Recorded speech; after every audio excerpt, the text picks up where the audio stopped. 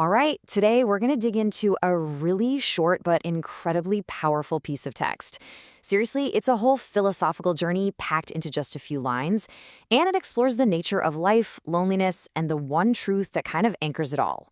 So it all kicks off with this single, profound statement.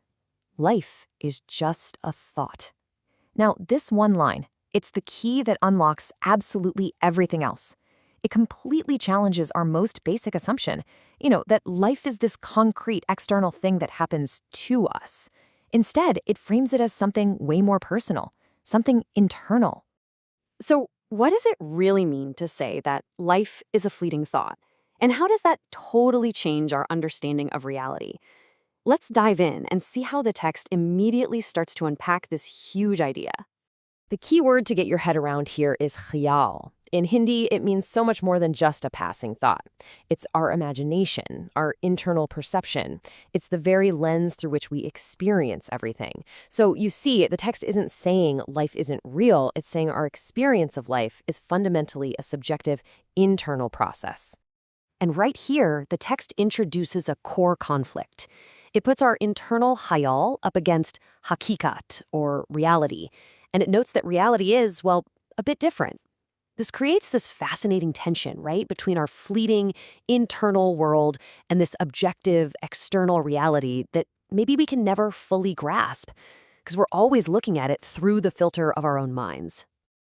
Okay, so this is all very philosophical, but it has a really deep personal and emotional consequence. I mean, if we all live inside our own khayal, what does that actually feel like? Well, the text paints a pretty vivid picture of being alone in the crowd. Wow, what a powerful metaphor, right? The broken mirror. It perfectly represents a fragmented sense of self.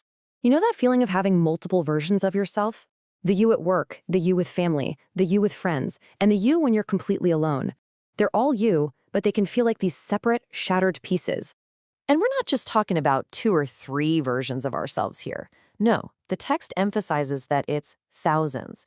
This overwhelming multitude of reflections, of identities, all crammed inside just one person.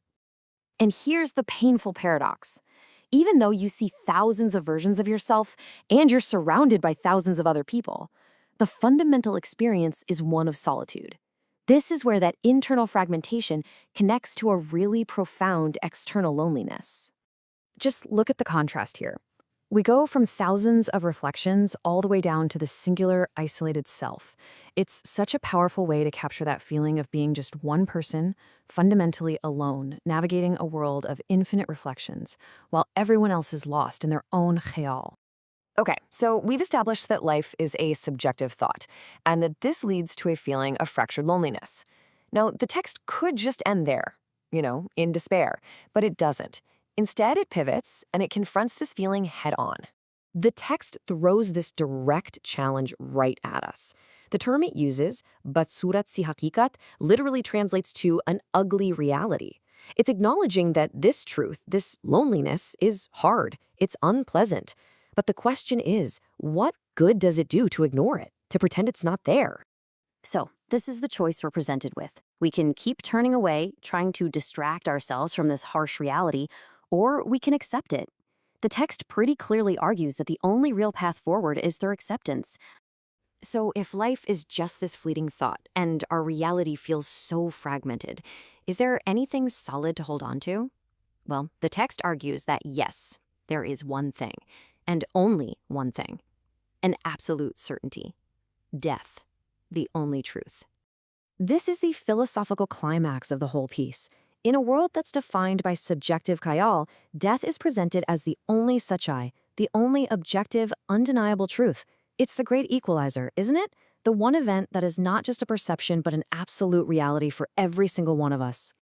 And this brings the whole argument full circle. We started with life as a fleeting, subjective thought, and we end with death as the singular, ultimate truth. It becomes the final, inescapable anchor in this vast sea of perception. And all of this leads us to the final and maybe the most provocative part of the text. Because if we accept everything that's been laid out so far, it leads to one stunning conclusion, which is framed as a question.